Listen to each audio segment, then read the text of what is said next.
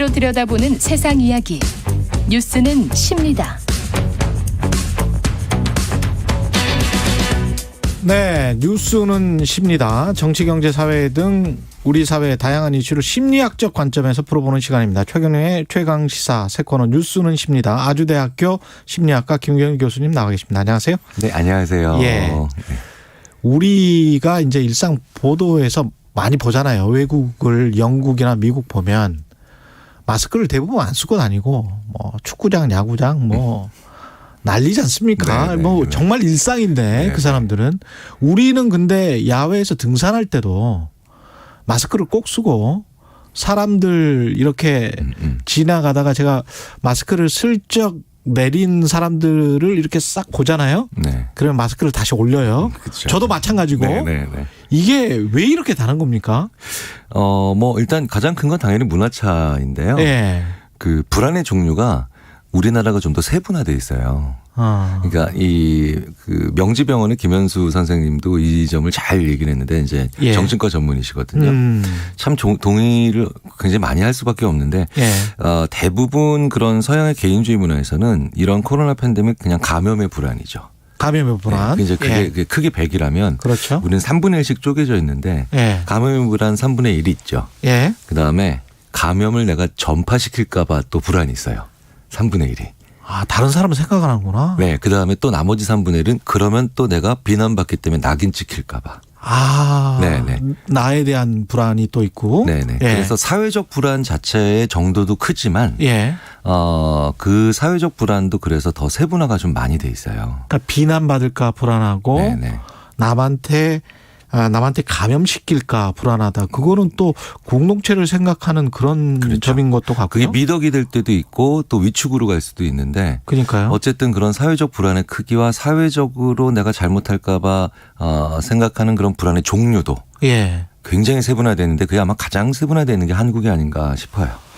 그렇군요. 그러니까 서양 사람들 개인주의가 아주 발달한 사람들이 동양 특히 한국이나 이런 나라 오면은 약간 좀 답답하다 느끼는 게 그 코로나19 초기 때 사실은 프랑스에 계시는 유명한 그 칼럼니스트였나요?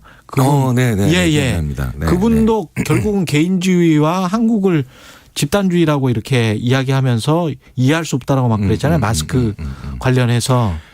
한국은 게다가 심리학 연구자들이 예. 그냥 일본과 같은 약간 단순한 집단주의도 아니고 그렇게 말씀하셨잖아요. 네, 관계가 너무너무 중요한 관계주의라고 표현할 정도로 세분화돼 있죠. 그러니까요. 네네. 그러니까 남한테 전파시키면 안 되지라는 어떻게 보면 지극히 착한 마음이네요. 그렇기 때문에 그 관계가 한꺼번에 커지면 5천만이 한 가지 색 옷 입고 거리로 나올 수도 있고 예전에 근무오기도 가능한데 그 관계가 그러니까 이게 우리가 한 가족이다라는 표현 번역도 잘 안 되는 표현이거든요.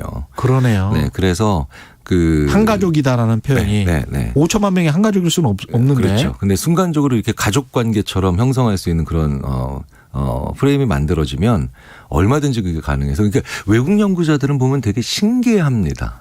신기해요. 거기에서 다른 목소리를 조금이라도 나타내면 정말 비난받을 소지가 굉장히 커지고. 그렇죠. 네. 그게 잘못되면 이제 인터넷에서 무슨 댓글 공격이 되고 한 사람이 어떤 파탄 나버리는 그런 상황까지 몰아버리는 거죠. 그렇죠. 사회가. 그러면 이제 그 에너지가 사회적 불안으로 만들어질 수 있는 이게 불안에서 기초한 에너지가 잘못 사용되면은 그런 일이 종종 일어나는 거죠. 코로나19 같은 경우도 이 팬데믹을 받아들이는 어떤 마음이랄지 이런 게 서양 사람들과 우리는 많이 다릅니까? 그럼요. 그 코로나 팬데믹 이제 만약에 감염이 됐다라고 생각을 했을 때 그럼 내가 얼마나 아플까라는 생각을 당연히 해야 되는데 우리 아이가 얼마나 학교에 가서 창피할까. 뭐 예를 들어서 맞다. 그런 생각이 먼저 앞설겠습니다. 네.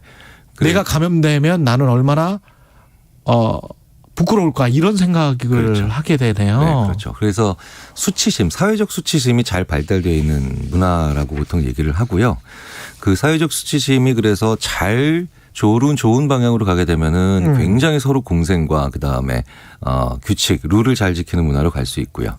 그게 말씀하셨던 것처럼 잘못된 방향으로 순간적으로 가보면 낙인을 찍어서 너 때문이야라고 할 수도 있는 문화가 될 수도 있겠죠. 참 재밌네. 잘 이거를 용광로처럼 잘 녹여내면 엄청난 에너지가 될 수도 있겠군요. 그래서 저는 이런 심리학자를 뵌 적도 있어요. 그래서 예. 그게 너무 무서운 예전에 그 강점기 때 일본의 학자들이 그걸 어떻게든 나쁜 그 이름을 붙여야 되는데 그걸 냄비근성이라고 이름 붙였다. 그래서 제가 그러면 그렇네 진짜 저 친구들은 냄비가 그러니까 그렇게 한번 끓어본 적도 없는 친구들이라서 이러면서 이제 재밌는 농담을 학자들끼리 주고받죠. 그러네요. 일본 사람들은 어떻게 보면 왜 저렇게 열정이 없지 이런 생각을 가끔 하잖아요. 네네. 말씀하신 것처럼 한 번도 끌어본 적이 없는 것 같은 그런 느낌? 사회가 좀 시끄럽지 않죠. 예. 시끄럽지 않은데 그 시끄럽지 않은 게 또 좋을 때가 있지만 문제를 인식하고 직면하는 데는 굉장히 안 좋은 측면이 되거든요. 그러면 우리가 이제 위드 코로나로 단계적 일상회복을 해가는 과정에서 걱정이 많다. KBS 여론조사도 그런 이야기 있었잖아요. 그것도 저는 걱정을 해도 본인이 감염되는 건 어쩔 수가 없는 거잖아요. 사실은. 그렇죠. 네네. 본인 잘못이 아닌 경우가 대부분이지 않습니까? 그러니까 불가항력이죠. 불가항력이지 않습니까? 네. 그런데 걱정은 엄청 하더라고요. 또. 그렇죠. 왜냐하면 그 다음에 불가항력임에도 불구하고 이렇게 질문이 나가잖아요. 한국에서. 너 누구 만났어? 그렇지. 그렇죠. 너 누구 만났어? 너 어디 갔어 밤에? 네. 그러니까 너의 사회생활을 다시 한번 또. 너 클럽 갔지 뭐 이런 거. 네. 그 사실은 본인 잘못 아닌데. 그렇죠. 그러니까 이제 그게 그냥 객관적으로만 봤을 때 객관적으로만 봤을 때는 그 사람의 어떤 감염의 경로를 알 수 없는 것이 그렇죠. 대부분이고 그 상당수 사실이지만 그런데 전반적인 항상 너의 사회생활, 너의 관계, 너의 어떤 특정한 사람들과의 행동에 대해서 그 원인이 가는데 그게 외국에서는 뭐 그렇게 많이 일어나는 현상은 아니죠. 그게 근데 그렇게 해서 우리가 경제활동을 다시 근데 사실은 또 속으로 보면 경제활동을 또 어지간히 또 하고 있거든요. 그렇죠. 또 그 와중에서도 외국 연구자들이 그럽니다. 또 그 와중에서도 공부 그렇게 징하게 또 열심히 하는 친구들이라고 너희들은. 이상해요. 그러면 또 하고 있어요. 또 경제 성장률이나 이런 거를 보면 남에 비해서 괜찮아. 근데 이제 물론 자영업이나 이런 분들 굉장히 힘드신 분들도 많은데 그런 분들 입장에서는 이렇게 뭐랄까요 그 비난이 두려워서 밖으로 못 나가거나 사회 활동이나 이런 거를 좀 좋아하는 그런 분위기가 굉장히 또 불편할 수도 있을 것 같습니다. 자영업 하시는 분들은. 그러니까 이제 특히 이번 팬데믹은 자영업 그러니까 사람들이 많이 모여서 만나서 무언가를 뭐 먹거나 아니면 마셔야 되는 이런 특히 위주의 자영업 하시는 분들께서는 아주 너무 거기에 특수할 정도로 그 어려운 일이 돼 버렸는데 그분들이 또 근데 또 아주 또 독특한 연대나 아니면 또 아주 그 예상하지 못했던 방식으로 또 소통들을 하시면서 그 요구들이나 심지어 방법을 제안을 하시죠. 제안을 하시죠. 그렇죠.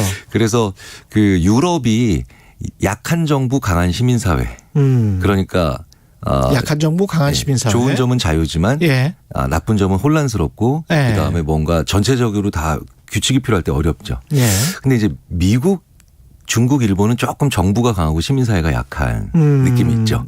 그러니까 상대적으로. 그렇죠. 이런 팬데믹이 있을 때마다 조금씩 좀 이렇게 뭔가 숨긴다 아니면 좀 은폐가 있다라는 느낌들을 또 가지죠.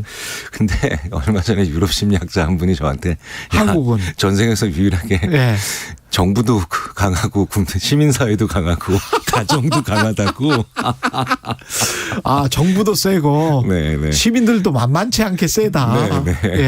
그래서 그러니까 또 촛불 집회도 하고 그랬겠죠. 그렇죠. 그래서 뭐 시골 동네 어르신도 뭐 당당하게 시장 나오라 그래라고 하는 말을 하는 나라라고.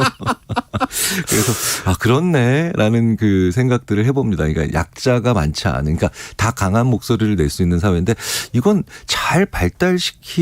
저는 잘 발달시켜 나가고 있는 중이라고 생각을 하고요. 그 민주주의가 그 좋은 민주주의 아니에요? 그렇게 하면? 그러니까 한국이라고 하는 아주 독특한 방식의 민주주의가 지금 뭐 완성돼 가고 있는데 아직도 과도기니까 여러 가지 이제 좀 어려운 점들은 있겠지만 저는 뭐 희망적으로 봅니다.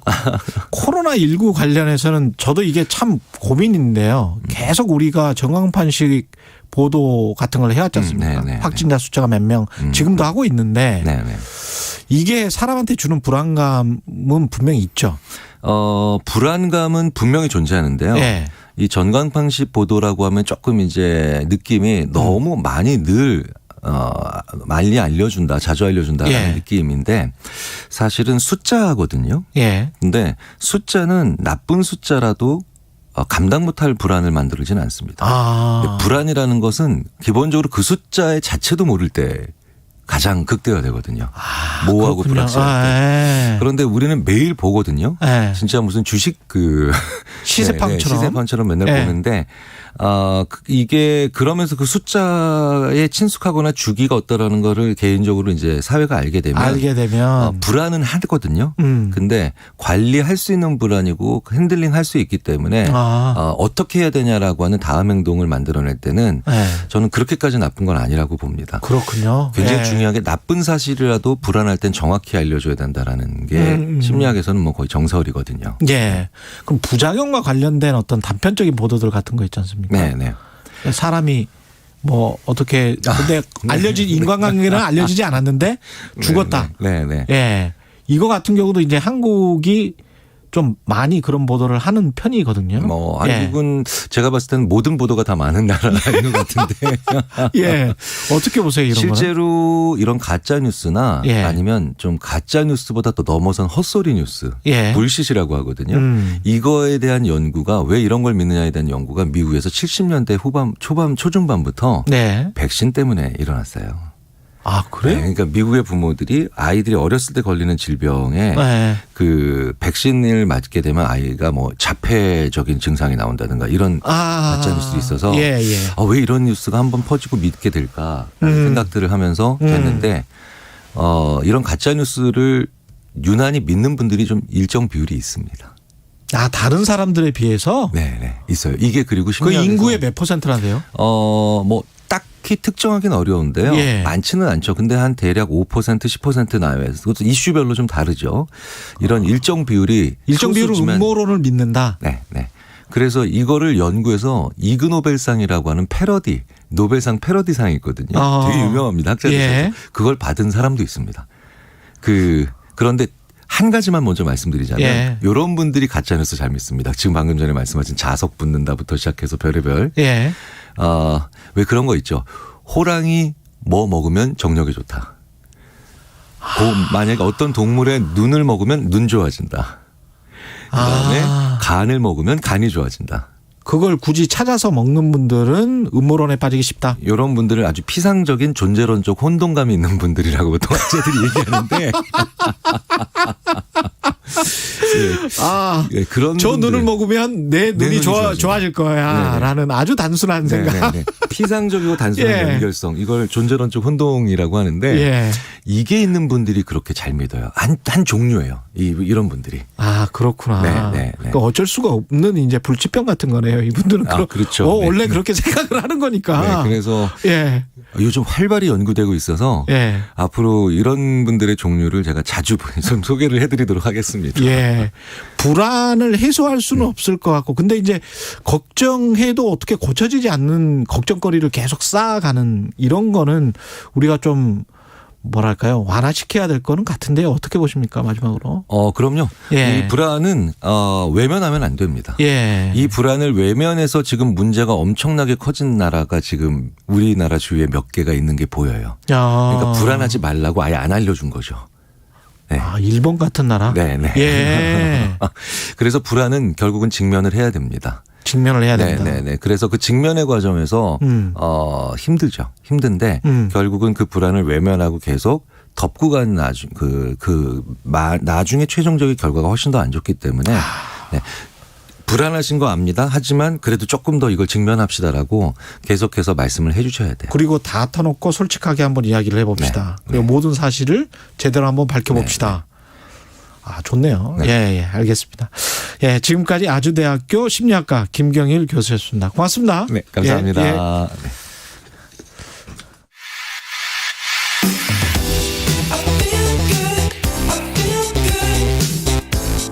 세상에 이익이 되는 방송